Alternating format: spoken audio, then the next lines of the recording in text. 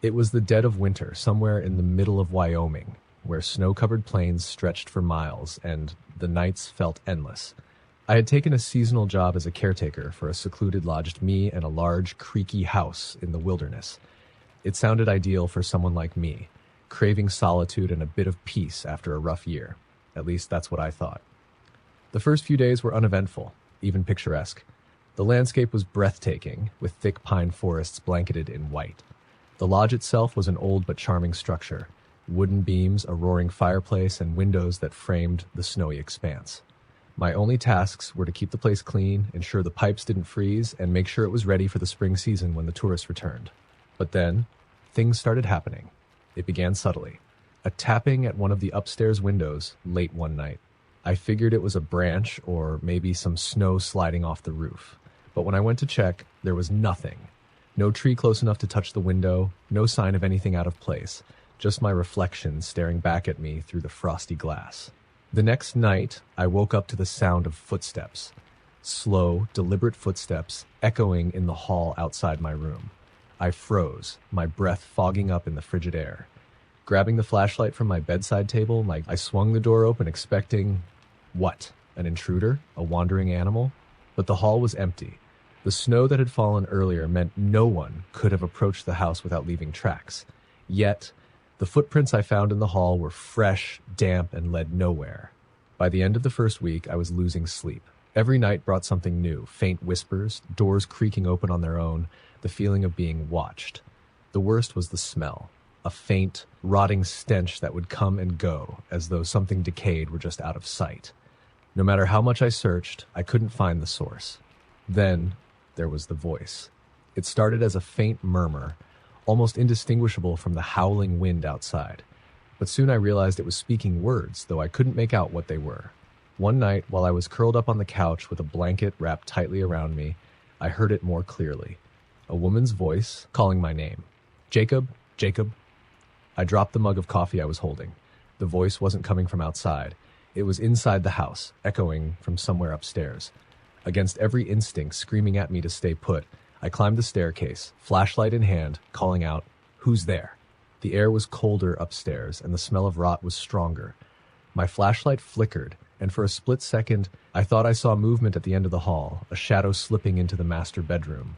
I followed, every step feeling like it took an eternity. The door creaked as I pushed it open. The room was empty, just as I'd left it earlier that day. But the window was open, snow blowing in and covering the floor. As I approached to close it, my flashlight caught something scrawled on the frosty glass. 4 words, "Get out. She's here." I stumbled back, heart racing, and nearly tripped over the rug. I slammed the window shut and bolted downstairs, locking every door behind me. That night, I didn't sleep. By the next morning, I was ready to leave. I didn't care about the job or the paycheck. Nothing was worth staying in that place. But when I tried to start my car, the engine refused to turn over. The snowstorm that rolled in overnight had buried the road, making it impossible to drive out anyway. I was trapped. The final night was the worst. I was huddled in the kitchen, every light in the house turned on when the power went out. The lodge plunged into darkness, the silence broken only by the wind howling outside. My flashlight barely cut through the black as I stumbled to find the breaker box in the basement. The air down there was damp and heavy, and the smell of rot was unbearable. As I fumbled with the switches, I heard the voice again. Louder this time. Closer. "Jacob, help me." I froze, the hairs on the back of my neck standing on end. The voice was coming from behind me. Slowly, I turned, the beam of my flashlight trembling in my hand. She was there. A woman, or what was left of one. Her face was pale, her eyes sunken and black, her hair matted and wet as though she had just climbed out of a frozen lake. Her lips moved, but the sound that came out wasn't human. A guttural, choking wail that made my blood run cold. She reached out with fingers that were too long, too thin, and before I could react, she lunged. I don't remember much after that. Just running, screaming. Somehow, I made it out of the lodge and into the snow. I ran until I couldn't feel my legs, until my lungs burned and my vision blurred. When I finally collapsed, I thought I was done for. But then I saw headlights cutting through the storm. A snowplow driver found me and took me to the nearest town. When I tried to tell the locals what had happened, they exchanged uneasy glances. One old man finally spoke up, saying, "You're not the first. That lodge, it's cursed." A woman went missing there decades ago. They never found her body, but people say she's still looking for someone to help her, or to join her. I quit the job and never went back. To this day, I can't sleep without a light on, and every winter, when the wind howls outside, I swear I can still hear her voice calling my name. Story number 2. It was Christmas Eve in a small, forgotten town nestled in the Appalachian Mountains. I was driving home from college to spend the holidays with my family. Snow was falling steadily, covering the road in a thick, slippery blanket. The GPS was glitching, recalculating my route repeatedly until it led me onto an old, unmarked road. I should have turned around, but I was tired, cold, and eager to get home. The road was narrow, bordered by dense woods. The towering pines, heavy with snow, formed an eerie tunnel around me. My headlights struggled to pierce the darkness. As I drove, I noticed something strange. No tire tracks. No sign anyone had been down this road in years. The snow here was untouched, pristine, yet something felt wrong. Then I saw it, a figure standing in the middle of the road. I slammed on the brakes, the car skidding to a halt just feet away from them. It was a woman, wearing a tattered dress that looked absurd in the freezing cold. Her skin was pale, almost blue, and her hair hung in frozen, tangled strands around her face. She didn't move. She just stood there, staring at me with eyes that were impossibly wide, her mouth slightly open as if she were about to speak. I rolled down the window a crack. "Are you okay? Do you need help?" She tilted her head, slowly, unnaturally, like a marionette. Then she smiled, a wide, toothy grin that didn't reach her lifeless eyes. My stomach churned. Suddenly, she turned and walked off the road into the woods. I should have driven away. I should have kept going. But something compelled me to follow. Maybe it was the faint sound of a child crying, barely audible over the wind. Or maybe it was the way she moved, like she wanted me to come after her. I grabbed my flashlight and stepped out into the cold. The air was biting, the kind of cold that numbs your skin in seconds. The woman was already a shadow in the trees, her pale form blending with the snow. I called out, "Wait, do you need help?" She didn't answer. She just kept walking. The deeper I went into the woods, the quieter everything became. No wind, no crunch of snow under my boots, not even my own breathing. It was as if the forest had swallowed sound itself. The trees loomed closer, their branches twisting like skeletal fingers. My flashlight began to flicker. That's when I heard it, a whisper, faint but unmistakable. "Turn back." I spun around, the flashlight beam cutting through the dark. Nothing, just trees and snow. But the voice came again, closer this time. "Turn back." I was shaking, whether from fear or the cold, I couldn't tell. I wanted to run, but my feet wouldn't move. Then I saw her again, standing just a few feet away. Her smile was gone, replaced by a look of pure rage. Her eyes were black now, empty voids that seemed to pull the light from the air. And she wasn't alone. Shapes emerged from the shadows, other figures, men and women, their faces twisted in agony. Some were missing limbs. Others had hollow eye sockets that oozed black ichor. They circled me slowly, their movements jerky and unnatural, like broken dolls. The woman stepped forward, her icy breath visible in the air. She reached out a hand, her fingers long and clawed. "Stay," she whispered, her voice layered with others, as if 100 souls were speaking through her. "Stay with us." I screamed and ran, the flashlight dropping from my hand. I didn't know where I was going. I just knew I had to get away. The forest seemed endless, the trees closing in around me. Behind me, I could hear their laughter, high-pitched and distorted like a warped recording. Somehow, I found the road again. My car was still running, the headlights illuminating the snow-covered path. I jumped in and floored it, not caring about the slick road or the curves. In my rearview mirror, I saw them standing at the edge of the woods watching me. The woman raised her hand in a mock wave, her grin returning. I didn't stop until I reached my parents' house, the warmth of their lights piercing the darkness. I didn't tell them what happened. They wouldn't have believed me. But later that night, as I lay in bed, I heard it again, a faint whisper outside my window. "Stay with us." I didn't sleep that night, and I never took that road again. Story number 3. It was the dead of winter, and I had just moved into an old farmhouse on the outskirts of a small Midwestern town. It wasn't much, but it was affordable and offered a fresh start after my recent divorce. The place had character: creaky wooden floors, a wraparound porch, and a massive fireplace in the living room. It also had something else, something the landlord failed to mention. The first night was uneventful, just me unpacking boxes and trying to get the heat working. By the second night, though, strange things began happening. It started with the sound of scratching, faint but persistent, coming from inside the walls. I chalked it up to mice. An old house like this was bound to have a few pests. But by the third night, the scratching was louder. It wasn't just in the walls anymore, it was above me, in the attic. The sound was erratic, like something dragging itself across the floorboards. I tried to ignore it, telling myself it was just a raccoon or some other animal seeking shelter from the cold. That excuse fell apart on the fourth night. I was lying in bed when I heard the attic door creak open. My heart froze. The door was at the end of the hallway, just outside my bedroom.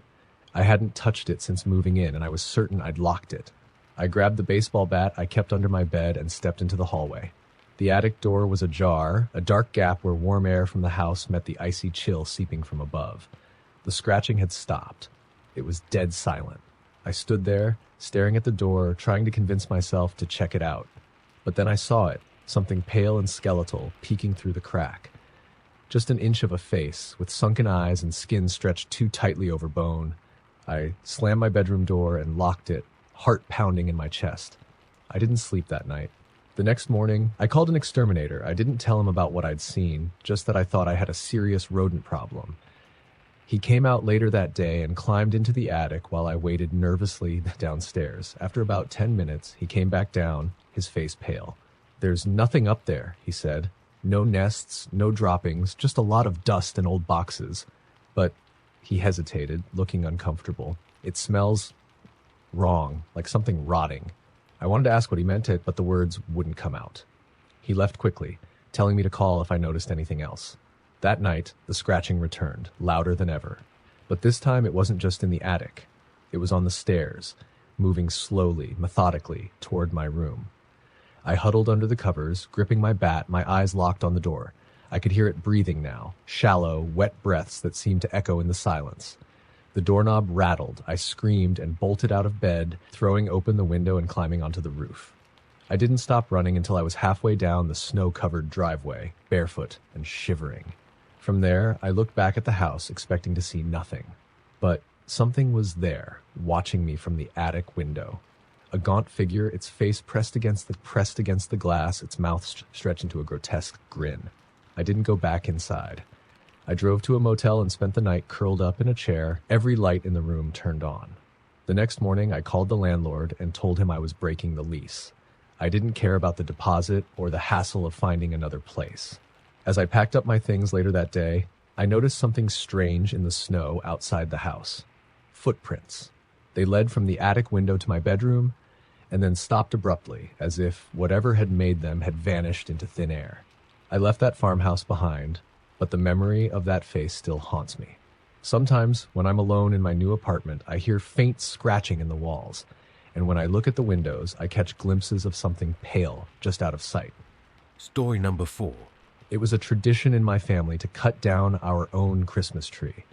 We'd drive out to a remote forest, hike through the snow, and pick the perfect one to bring home. This year, for the first time, I decided to go alone. My parents had moved out of state, and my younger brother was tied up with work, but I wasn't going to let that stop me. I loaded up my truck with a saw, some rope, and plenty of coffee, then set off into the wilderness. The forest was quiet, the only sound the crunch of snow beneath my boots. It was late afternoon, and the sun hung low in the sky, casting long shadows across the ground. I wandered deeper, searching for a tree that felt just right. Eventually, I found one. A tall, full pine with thick branches dusted in snow. It was perfect. As I began cutting, I felt it, an unease that prickled the back of my neck. I stopped and looked around, but the forest was still. Silent. Too silent. Even the wind seemed to have died. I told myself I was being paranoid and went back to work. That's when I noticed the carvings. The tree wasn't as pristine as I thought. At eye level, just beneath the bark, were strange symbols carved into the trunk. They were crude and uneven, like someone had scratched them with a knife or claw. I couldn't make sense of them, but they sent a chill down my spine. I debated finding another tree, but the sun was setting, and I didn't want to be in the woods after dark. I told myself the symbols were probably some prank and finished cutting the tree down. I dragged it back to my truck, tied it to the roof, and started the long drive home. That night, as I decorated the tree, I noticed something strange. The carvings were gone. The part of the trunk where they'd been was now smooth, as if the symbols had never been there. I ran my hand over the wood, feeling nothing but cold bark. I chalked it up to exhaustion and didn't think much more about it. Around midnight, I was woken by a noise, a faint rustling like wind brushing against the windows. But when I got up to look, there was no wind. The night was calm, the snow outside undisturbed. The sound was coming from the living room. The tree. I crept down the hallway, heart pounding. The rustling grew louder as I approached. It wasn't random. It was deliberate, almost rhythmic, like something shifting within the branches. My hand hovered over the light switch for a moment before I flipped it on. The tree was shaking, not swaying, not moving from a draft, but trembling violently, as if something inside it was trying to escape or emerge.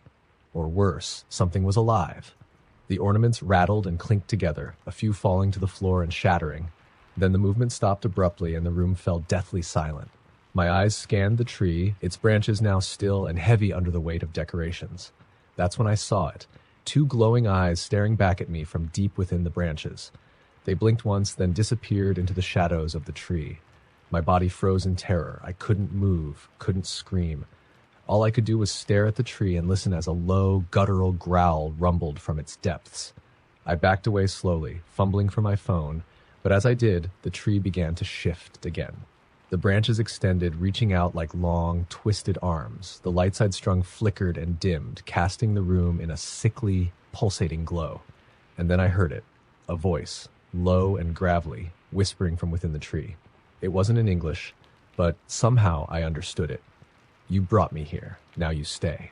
I ran. I didn't grab my coat, my shoes, or my phone. I just bolted out the front door into the freezing night.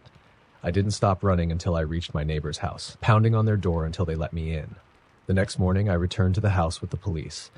They found the tree where I'd left it, but it was completely bare. The ornaments, the lights, everything was gone. The branches were blackened and withered, as if the tree had been burned from the inside out. The trunk was split open, revealing a hollow cavity that stank of rot and decay. I didn't stay long after that. I packed up and left town, abandoning the house entirely. To this day, I don't know what I unleashed that night, but every Christmas I make sure to buy an artificial tree, and I never, ever go back to that forest. Story number 5. It was the kind of cold winter night where the air felt sharp enough to cut skin.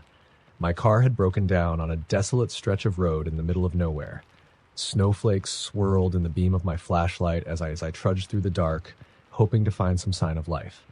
My phone had no signal, and the nearest town was miles away. Then I saw it, a faint light flickering through the trees. A cabin. Relief washed over me as I stumbled toward it, the promise of warmth and shelter overriding any hesitation. By the time I reached the door, my fingers were numb and my breath came out in heavy puffs of steam. I knocked. No answer. I knocked again, harder this time, and the door creaked open slightly. "Hello?" I called, my voice trembling. "Is anyone there?" Silence. I pushed the door open wider, stepping into the dimly lit interior. The cabin was small and sparse, with a single table, a few chairs, and a wood-burning stove that glowed faintly in the corner. There were no signs of anyone living there. No coats, no food, no personal belongings. But the fire in the stove was still burning, its warmth a stark contrast to the icy chill outside. I should have left. I should have turned around and walked back into the cold.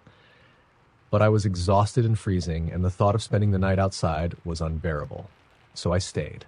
I stoked the fire, warming my hands as the room filled with a soft orange glow. That's when I noticed the photographs. Dozens of them, pinned to the walls in neat rows. They were old, black and white images of people, men, women, children, all staring directly at the camera with blank expressions. Their eyes seemed to follow me as I moved around the room, an unsettling effect that made my skin crawl. Something about those photos felt wrong. The longer I stared, the more I noticed the peculiarities. The faces were blurred, smudged as if the subjects had moved mid-shot, but the rest of the image was perfectly sharp. And there was something in the background of each photo, a shadowy figure, just out of focus, standing behind them. I turned away, telling myself it was just my imagination. I sat down at the table, pulling my coat tighter around me and tried to calm my nerves. But then I heard it, a soft creak like a floorboard shifting under weight. I froze, straining to hear over the crackle of the fire. The sound came again, closer this time from the direction of the photos. Slowly, I turned my head. One of the pictures had changed. The shadowy figure in the background wasn't in the photo anymore. It was gone. My stomach twisted as I looked around the room, the air suddenly feeling suffocating. That's when I noticed it. Movement in the corner of my eye. I whipped my head toward the stove, and there it was. A figure, tall and impossibly thin, crouched in the corner like a spider.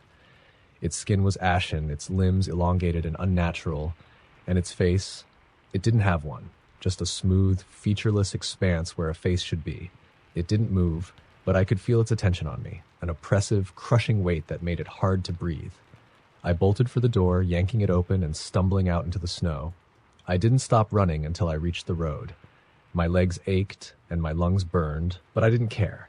I looked back once, just once, and I saw it standing in the doorway of the cabin, its blank face tilted toward me. I flagged down a passing car and begged the driver to take me to the nearest town. I didn't tell them what I'd seen. They wouldn't have believed me anyway. When I finally got home, I couldn't shake the feeling that I was being watched.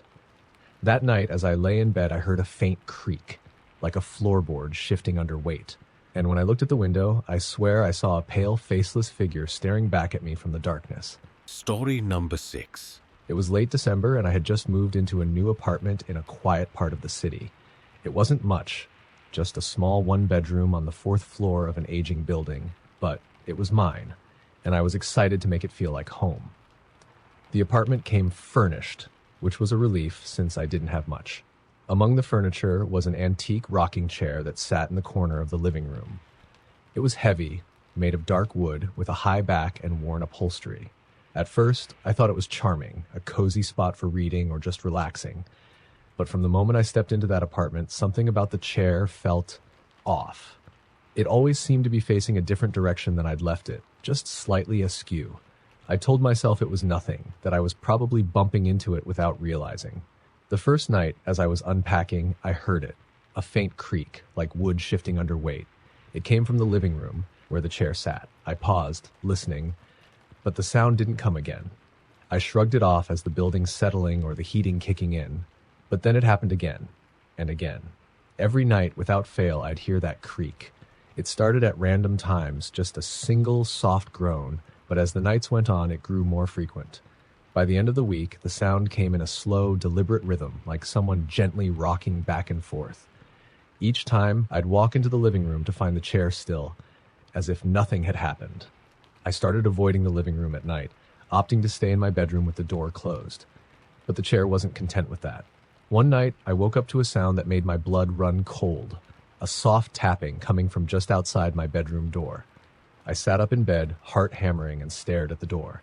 The tapping stopped. The silence was worse. It stretched on, heavy and oppressive, until I finally mustered the courage to get up. I opened the door slowly, inch by inch, and peered into the dark hallway. The chair was there. It had been in the living room when I went to bed, but now it was in the hallway, facing my bedroom. My breath caught in my throat as I stared at it, the air around me feeling colder than it should. I couldn't explain how it had moved or why it was there. All I knew was that I couldn't stay in that apartment another second. I grabbed my coat and bolted, not bothering to lock the door behind me. I spent the night in my car, parked on a street a few blocks away, too shaken to think clearly. In the morning, I called a moving company and told them to clear out the apartment. I didn't care about the furniture. I just wanted it gone. When I returned to supervise the move, the chair was gone. The movers hadn't touched it. They hadn't even entered the apartment yet. It was just gone. I should have felt relieved, but instead I felt watched, as if the chair, or whatever had been tied to it, wasn't done with me. I moved out that same day, leaving most of my belongings behind. I don't know what was in that chair or why it targeted me, but I do know this. Every so often, when I'm alone at night, I hear that same faint creak, and I wonder if it ever really left. Story number 7. It was the winter of my sophomore year in college, and I had just returned to campus after Thanksgiving break. The dorms were eerily quiet, with most students still away for the holidays. My roommate was visiting family, so I had the room to myself. It felt liberating at first, but that sense of freedom didn't last long. The snowstorm started that evening, blanketing the campus in thick layers of white. By the time night fell, the wind howled through the cracks in the windows, and the power flickered a few times before going out completely. I lit the small emergency flashlight I kept in my desk drawer and bundled up under my blankets, trying to ignore the growing sense of unease. That's when I heard it, a faint knock at the door. It was strange. No one else was on my floor, and visitors had to sign in at the front desk, which was closed due to the storm. I hesitated before calling out, "Hello? Who's there?" Silence. I waited a moment, then convinced myself it was just the wind rattling the door. But then it came again. 3 deliberate knocks, louder this time. My stomach tightened. I climbed out of bed, clutching the flashlight, and slowly approached the door. "Who is it?" I asked, trying to keep my voice steady. No response. I pressed my ear to the door, straining to hear anything over the storm. The hallway outside was dark, lit only by the faint glow of the emergency exit signs. I couldn't see anyone through the peephole. Summoning what little courage I had, I unlocked the door and cracked it open. There was no one there. The hallway was empty, the snowstorm's muffled roar the only sound. I quickly shut and locked the door, my heart racing. I told myself it was a prank, maybe one of the few other students staying in the dorms. But something about it didn't feel right. I tried to go back to bed, but the uneasy feeling wouldn't let me sleep. Then the knocking started again. This time it wasn't at the door. It was coming from the window. I froze.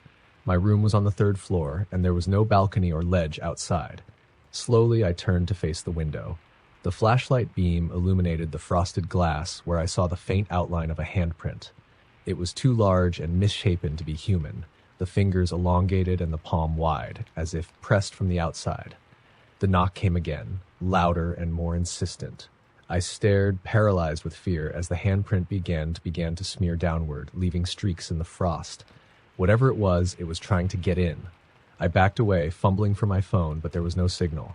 The power was still out, and I was completely alone. The knocking grew more frantic, almost angry, the glass rattling in its frame. Then, as suddenly as it started, it stopped. The silence was deafening. I didn't dare move, my eyes locked on the window. Minutes passed, then hours, but nothing happened. Eventually, exhaustion overtook my fear, and I drifted into a fitful sleep. When I woke, the storm had passed. Sunlight streamed through the window, and the room felt unnaturally still.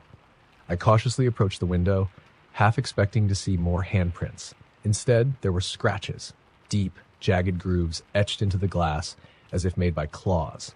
I reported the incident to campus security, but they dismissed it as a prank or damage from the storm.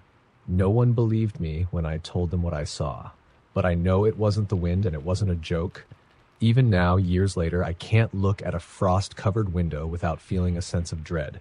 Because sometimes in the dead of winter, when the nights are long and the air is bitterly cold, I hear that knock again. And I know it's still out there, waiting for me to let it in. Story number 8. It was a bitterly cold winter night when I got the call to cover an overnight shift at the gas station where I worked. The regular attendant had called out sick, and being a broke college student, I couldn't say no to the extra money. The station was in the middle of nowhere, surrounded by dense woods, and during the winter months, it was usually deserted. I arrived just as the sun dipped below the horizon, casting the world into an eerie, icy blue twilight. The fluorescent lights inside the station buzzed faintly, their harsh glow reflecting off the snow outside. The heater struggled to keep the place warm, so I bundled up in my coat and settled behind the counter with a thermos of coffee and a book. The first few hours were uneventful. A couple of cars pulled in, their drivers rushing to fill up and escape the freezing night. By midnight, the place was dead quiet. The only sound was the wind howling through the trees. Then, the bell above the door chimed. I looked up, expecting to see a customer, but no one was there. The door had swung open slightly, letting in a blast of icy air. I got up, walked over, and pushed it shut, making sure it latched properly. As I turned to head back to the counter, I caught movement in the corner of my eye.